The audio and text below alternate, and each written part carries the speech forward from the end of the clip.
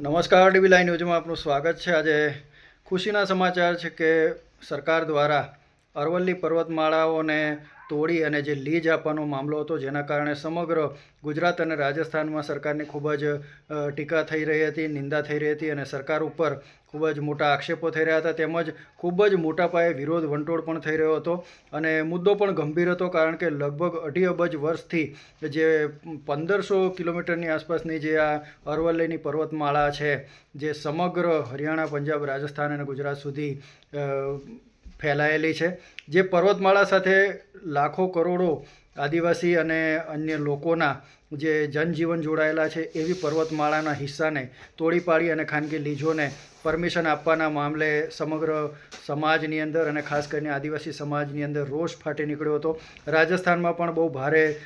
આંદોલનો ચાલી રહ્યા હતા અને આ બાબતનો વિરોધ થઈ રહ્યો હતો। ત્યારે ગુજરાતમાં પણ ડેડિયાપાડાના ધારાસભ્ય ચૈતરભાઈ વસાવા પણ સરકાર સામે લડી લેવા માટે મેદાનમાં આવી ગયા હતા અને તેમની સાથે હજારો આદિવાસી સમાજના લોકોનું સમર્થન પણ મળી રહ્યું હતું। ત્યારે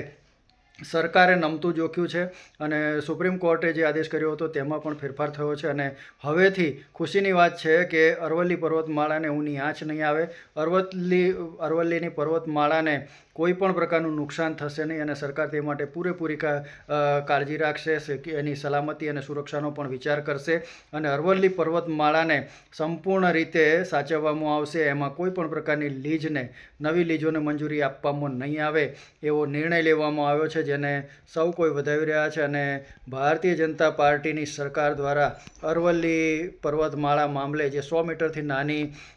ટેકરીઓ હોય તેને તોડી પાડવાનો આદેશ આપવામાં આવ્યો હતો, તેમાં પીછેહટ કરવી પડી છે અને અરવલ્લી પર્વતમાળા મુદ્દે લડી રહેલા અસંખ્ય લોકોનો વિજય થયો છે। આપને આ સરકારનો